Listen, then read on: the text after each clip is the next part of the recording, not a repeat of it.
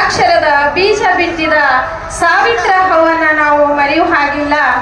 ಹಾಗೆ ಈ ದೇಶಕ್ಕೆ ಒಂದು ಭಾರತದ ಅನರ್ಘ್ಯವಾದಂತಹ ಒಂದು ಸಂವಿಧಾನದ ಒಂದು ಗ್ರಂಥವನ್ನ ಕೊಟ್ಟಿರುವಂತಹ ವಿಶ್ವಜ್ಞಾನಿ ಡಾಕ್ಟರ್ ಒಂದು ಬೃಹತ್ ಆಕಾರದ ಒಂದು ವಜ್ರದ ಹರಳಾಗಿ ಇಡೀ ಪ್ರಪಂಚದಾದ್ಯಂತ ಇವತ್ತು ಅವರು ಓಡಿಸ್ತಾರೆ. ಸಹೋದರರ ಒಂದು ಹೋಗೊಟ್ಟಿಗೆ ನಾನು ಇಲ್ಲಿ ಬರಬೇಕಾಯ್ತು.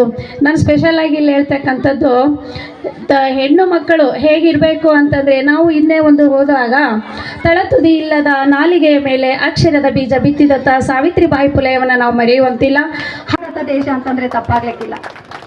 ಯಾಕಂದರೆ ಇಡೀ ಪ್ರಪಂಚದಲ್ಲಿ ಎಲ್ಲ ದೇಶಗಳಲ್ಲಿ ಒಂದೊಂದು ಭಾಷೆಗಳಿರಬೇಕಾದ್ರೆ ನಾನೊಬ್ಬ ಶಿಕ್ಷಕಿಯಾಗಿ ನಾನು ನಿಮಗೆ ಏನು ಹೇಳಬಲ್ಲೆ ಅಂತ ಅಂದ್ಕೊಂಡ್ರೆ, ಒಂದು ಶಾಲೆಯಲ್ಲಿ ಹರಡುವ ಹೂಗಳು, ನೀವು ಅಂದರೆ ಒಂದು ಶಾಲೆ ಅಂದರೆ ಒಂದು ಬಳ್ಳಿ, ಆ ಬಳ್ಳಿ ಹಲವಾರು ಬಳ್ಳಿಗಳಲ್ಲಿ ಹರಳಿದ ಹೂಗಳನ್ನು ತಂದು ಒಂದು ಸುಂದರವಾದ ಮಾಲೆ